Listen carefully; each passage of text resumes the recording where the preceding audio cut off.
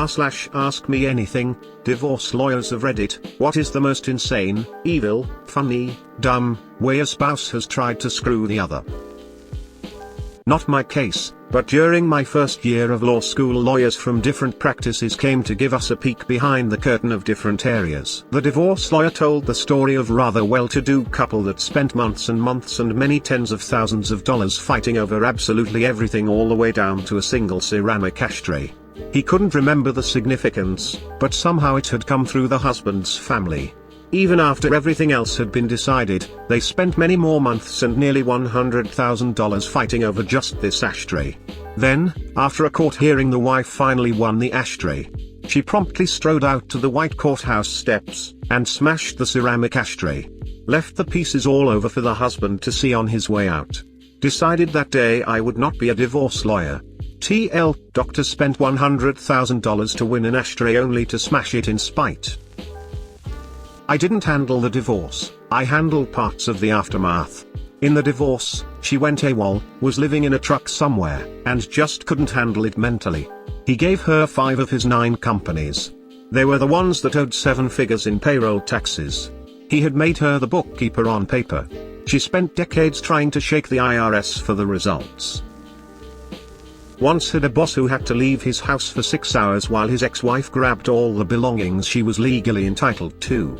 When he returned home, every knob and handle was gone. Doorknobs, cabinet handles, drawer handles, anything that was screwed onto something and used to open it, she had taken. Every day for the next week he would occasionally yell out, "She took the fucking knobs." A soon-to-be ex-husband left his wife's prized koi to die on the doorstep of their house. Apparently the value of these fish, 6 in total, was over $100,000. She was, according to her lawyer, so distraught that she couldn't be in court. Only in LA. Friend was going through divorce from insane husband. He had been texting her pics of the gun he bought and threatening her. Police were called. Nothing they could do because it was only a picture. He was staying with a secret girlfriend at this point. She allowed him to go get his stuff from the house. She was scared to go back in the house alone. I went with her. First red flag was he had changed the locks. So we waited for locksmith to open the house and change the locks again. Well, when the door opens, we noticed all of the furniture was gone. So we carefully went upstairs in search of her cats. The entire second floor was empty. No cats. No furniture. Even her clothes were gone. Come to find out, he hired a moving company to pack and take everything, even the food in the fridge. Finally found the cats. He had taken them to another vet in town and put them up for boarding under his sister's name, thinking she would not be able to find them. He was finally forced to disclose what happened to her possessions. He had them taken to a storage unit far away from the home. Divorce lawyer here. Spouse had been out of the house for weeks. She waited until he was on a business trip, came into the house, turned on all of the faucets, plugged the drains, turned off the furnace, and left. It was minus 10 degrees. He came back 5 days later. The house was ruined. The water froze and cracked the foundation. I was an assistant for a family law practice, not a lawyer. So it was already a disaster of a divorce because the ex-husband was a dick. But it got so much worse when the wife started dating someone new with a severe cat allergy like a year after they split up. Her psycho ex bought a cat on his time with the kids, except he's not allowed pets at his apartment. He sends the kids back to their mom's house with the cat and all its stuff. Mom is pissed because she didn't want a cat at all, plus her boyfriend is crazy allergic. She calls us asking what to do because her kids are bawling, saying that she can't get rid of their new sibling and she has the cat in the garage. Ex told kids, if mommy loves you, she'll let you keep the cat since daddy is not allowed cats at his house. TL, doctor, my client's spouse accused him of giving his deceased wife cancer. I represented a guy who was on his second marriage. His first wife passed away from cancer. He and his kids were obviously devastated. My client was a pretty sensitive guy with a big heart. His second wife could be very charming, which was why he fell for her, but it was all a facade. Anyway, to make a long story about a lengthy divorce short, my client met a very kind and affectionate woman during his case. They really hit it off and were basically engaged, even though his divorce was far from over. The fiancé started having health problems and was diagnosed with a form of terminal cancer.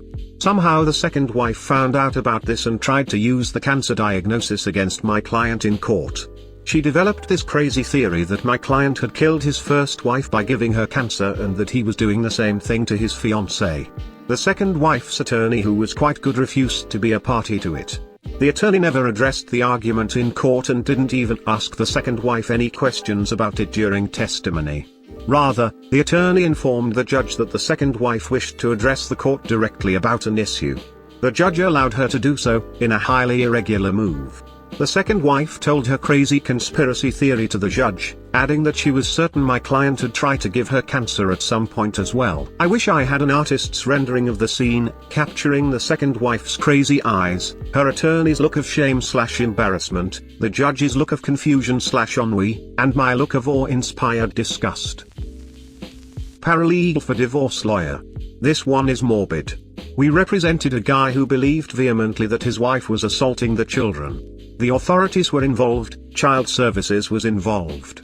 It was never clear what the truth was or if anything at all was going on, but our client was sure. He shot his wife dead at a custody exchange in front of the children. He then sat down and waited for the authorities.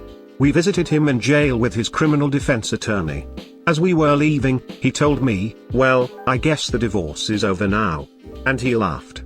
This was the first time I had ever been speechless. Edit, this has gotten a lot of responses. I can't really reveal details or context here.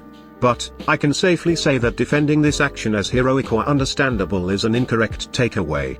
There are no heroes here. The trauma this man put the children through is incredibly selfish, regardless of his intentions. There are so many other options that could have been explored. Many of which were being explored when this happened. He abruptly put an end to all of them, making the truth forever impossible to discern.